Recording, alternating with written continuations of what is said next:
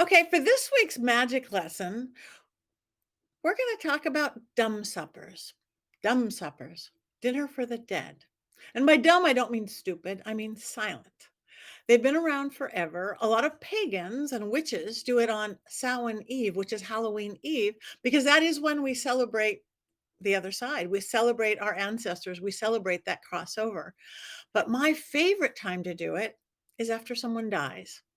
And sadly, a lot of people have been dying the last few years. So a dumb supper, you do it 40 days after or anytime after that.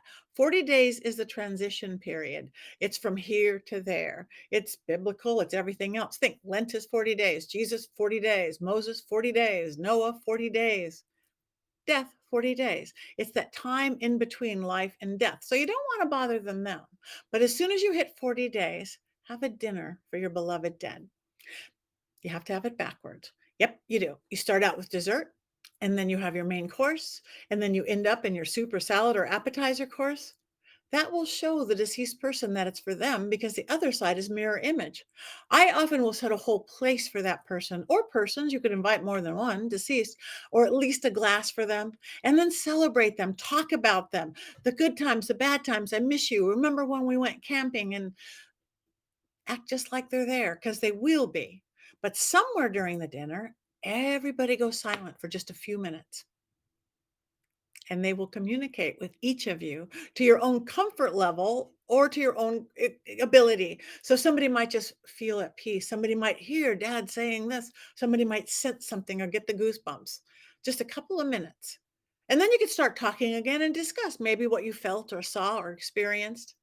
And then the most important part is at the end of the dinner, which is the beginning of the dinner because you're up to super salad course, you say goodbye to their fleshly body because that's the one thing you can't hold on to.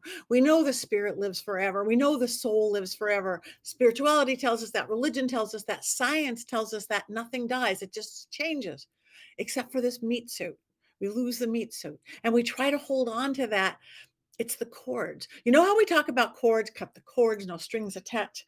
Those cords in living people are literally heart to heart, heart to heart. My heart tells me this, the cord, my heart strings, literally. But when somebody passes away, those have to be cut. Boom. Because now they're going to be a third eye cord. You want to now they come through here, your third eye, your psychic ability. So instead of it's your deceased dad or grandpa, it's your spirit dad or grandpa.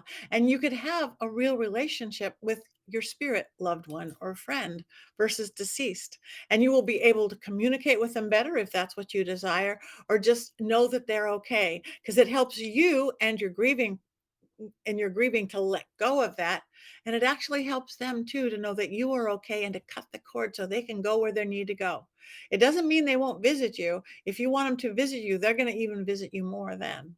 So, anyway, celebrate the dead because they're still there. Have a dumb supper.